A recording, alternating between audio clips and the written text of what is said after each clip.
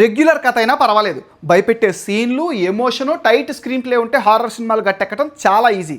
కానీ నిర్మాతగా సక్సెస్ అయిన ఎంఎస్ రాజు ఏ ముహూర్తాన డైరెక్టర్గా మెగాఫోన్ పట్టుకున్నారో కానీ హిట్ సినిమా తీయడంలో ఫెయిల్ అవుతున్నారు. అగదాతో డైరెక్టర్గా ప్రూవ్ చేసుకోవాలని గట్టిగానే ట్రై చేశారు. ఆయనకు బాగా కలిసి వచ్చిన దేవి సెంటిమెంట్, కోడి రామకృష్ణ ఫార్ములాని కలిపి అగదా మూవీతో వచ్చారు. ఈ సినిమా చూస్తూ ఉంటే ఏ టీవీలో సెన్సేషన్ క్రియేట్ చేసిన అన్వేషణ్ సీరియల్ గుర్తొచ్చింది. కరకెంకర్ అనే దుష్టశక్తి, దానికి అనుచరగణం, పూజలు, పునస్కారాలు, సేమ్ ఇదే టెంప్లెట్ లో అగదా మూవీ ఉంది. ఫస్ట్ హాఫ్ అంతా మహాదేవి అనే క్యారెక్టర్ ఇంట్రడక్షన్, కొన్ని మిస్టిక్ క్వశ్చన్స్, లిటిల్ బిట్ భయం, ఓకే అనిపిస్తుంది. నెక్స్ట్ సెకండ్ హాఫ్ లో కథ పీక్స్ కి వెళ్లకుండా డ్రాప్ అయిపోయింది. ఫస్ట్ హాఫ్ లో క్వశ్చన్స్ కి ఆన్సర్ ఇవ్వడం, సినిమా అంతా అక్కడక్కడే తిరగడంతో సినిమా తేలిపోయింది, ఎగ్జైట్మెంట్ తగ్గింది. ఇక క్లైమాక్స్ అయితే Hollywood movie Doctor Strange Dormammu sequence ని డైరెక్ట్ గా దించేశారు. మెయిన్ లీడ్ లో నటించిన కామాక్షి భాస్కర్లా మహాదేవిగా పర్ఫెక్ట్ గా సెట్ అయింది. సినిమా అంతా ఒకే ఫ్లోలో అలా వెళ్ళడం తప్ప హై ఇచ్చే సీన్స్ మిస్ అవడం పెడ్రాప్. దుష్టశక్తి, దాన్ని అణచడానికి దేవి శక్తి అని రొటీన్ డ్రామాను చాలా రొటీన్గా చూపించారు డైరెక్టర్. ఓవరాల్గా అగద వచ్చేసి సీరియల్లా సాగే సినిమా.